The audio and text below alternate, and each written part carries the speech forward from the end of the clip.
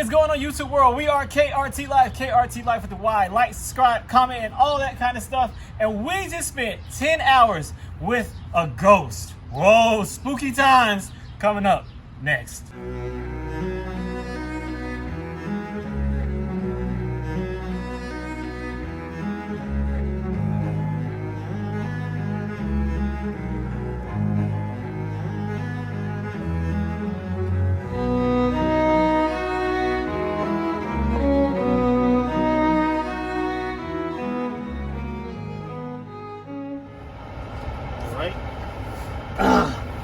Okay, now we're gonna have to begin this review. I was like, where is the thing? Yeah, I didn't know where the button was. You have to hold it. It doesn't close by itself. I have some experience now. You can tell that I'm used to being in the front of the car. All right. So, our thoughts on the 2013 Rolls Royce Ghost. So hopefully this thing isn't too loud. I put it in soft. All right, cool.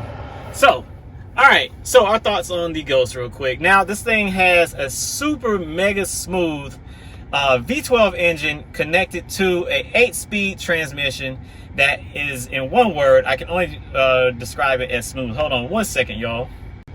All right, sorry for that. The owner of the car was actually asking us what we were just doing. Okay. We have a lot of plans when we travel, so you know, everything's scheduled. Well, the owner of the car is a friend of ours, but he was ready to go do something. So we're going to make this quick. All right, so this 2013 Rolls Royce Ghost has a V12 motor in it, connected to an 8-speed transmission, and that was about all the specs that we're going to talk about in this entire video. So that combination in this car is actually really ridiculously super smooth. Like, you don't even feel the car shift gears or any of that thing when we were going on the highway yesterday, and we were approaching speeds of the well legal limit. Yes. Yeah. And you know, you don't really feel the car like shifting or doing anything like that or searching for gears. It's just super smooth power delivery throughout your speed range, and it's actually very, very nice on the interstate. There is like massive amounts of space. I don't know if you can tell right now, but that's one of the things that I thought was really funny while we were riding in this car for 10 hours. Like, every time I would turn around to talk to Kat, because she was sitting in the back, I felt like she was so far away from me. Like when you're at one of those big dinner tables and you're trying to talk to somebody on the other end of the table, it kind of felt like that. But even just in a car, it felt like that spacious. Well, let me tell you, so this is my first time riding in the back of the car in years. Yeah. Years and years, because typically we drive with switch. We're always in the front, you know, and we do lots of road trips with lots of different types of cars. And then Sonia would be in the back, so I never get to sit in the back. So this is the first time, and the amount of space that you have here is incredible. It is not as massive as some of the Rolls Royces are, but you still have so much room, like the leg room, and then like the size of the seat and the way the comfort of the seat, the way the seat is shaped, is very comfortable. And I sit on the front, and the back seats are a lot more comfortable. Are a lot more. And I'm noticing it sitting back here, because this is actually the most amount of time that I've spent in the back. And it definitely is more comfortable in the back of this car than it is in the front. Yes. So that was a massive plus. I really enjoyed it. Also, I worked through the whole 10 hours, and I had no problem having like my laptop, my phone right here. This is perfect height, I think. It was extremely comfortable.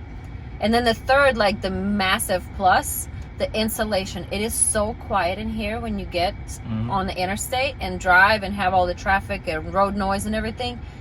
That did not disturb my workflow. That also didn't make me as tired as I typically would be after being on the road for 10 hours. Yeah.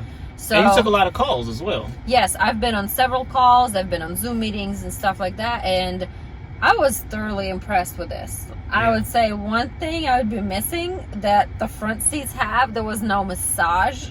Yes, massage function back here, which kind of would make sense if you're, you know, riding somebody around, like, or driving somebody around the town. But other than that, I definitely enjoyed the ride. It did not feel as typical 10-hour ride to me. It was definitely very relaxing, and it's so different to be in the back of the car versus be in the front of the car. Absolutely. Yeah. So it was very, very chill, and being back here especially. But in the front, you still, that level of comfort still does translate in the front, although it's not as quite refined as back here. And I found that there were certain features and certain quirks about this car that I was wondering, like, well, why didn't they have this and why doesn't it have that? And most of these cars, I believe, they're built bespoke by each buyer, so they kind of option it out how they want it to be. Like, I was wondering why, they're customizable. So I was wondering why we didn't have dual visors, but that's probably because it wasn't optioned out with dual visors. And another thing that I was really wondering about was, like I said, there's no massage in the back, but there's massage in the front, which is kind of, I don't know, strange, because you would think that if I was a business person going from like Cannes to like, I don't know, Malaga or something like that, I would want to sit in the back and work while I was being driven. Which is exactly what I did. So I thought it would have been, definitely should have been an option. But there's not a laptop tray to come down, even though there are monitors back here. And I thought there was a big lack of power supplies in this car. Because you're using a laptop and using phones and trying to stay connected as you drive and work, I would think that there would be more power outlets, but this one is not spec'd out with a whole bunch of power outlets in it. It would be nice if I could have plugged in my laptop for sure. Yes, like that would have been a huge plus. Yes. Any other thoughts on this car before we finish this video up? My 3 big things: the way this car seat is built was extremely comfortable. 10-hour ride was not a problem. My back didn't hurt. I was very comfortable. The amount of space that I got, I was comfortable working, and the insulation definitely helped, because that road noise it wears you out after a little while. Does. And then, you know, comfortably working and riding and all of this, it was very nice and smooth. So it was very nice ride. Yeah, and I think my final thoughts are, with this car, the smoothness is amazing. That's one of the things I feel like you pay for, but although it is probably comparable with like a nice S-Class, but the attention to detail and the way they did all the finishing is just second to none in this car, down to like the seatbelt material. Like, these seatbelts are super soft. Actual, the headliner is very different. Yeah, so I mean, definitely the attention to detail and the quality of materials used obviously are top notch. So that's, and I will makes say that, you feel very privileged. Yes, and I will say this is the nicest shade of brown I've ever seen on a car. Yes, and I am typically not a fan of brown color at all. Unless it's me. Especially on cars. You are an exception to the rule. But so is that it? Yeah, I thought it was an awesome ride. I'm glad that we had a chance to do that, because like, how often do you get to take, you know, a 10-hour drive in Rolls Royce? So great experience. Definitely, for sure. One more for us. Yay! We are KRT LYFE, KRT LYFE with the Y. Like, subscribe, comment, and all that stuff. We know this video is way left field from everything else that we do. I forgot what he wanted to say something, and I'm gonna give him a chance to guess. What was the best feature for you in this car? Cup holders! Oh my god, we almost finished the video without talking about the cup holders. Okay, I feel like this car has the best cup holders I've ever used in any car. Why do I say that? Because the way that the mechanism is made to hold the bottom of the cup, as soon as the cup slides in, it grasps the cup and holds it properly, unlike most other cars that you ride in. So I definitely love the cup holders. I didn't have too massive of an option here. I had these, but they actually worked great. They were deep enough for me to place my cups, and they would not be you know, shifting around.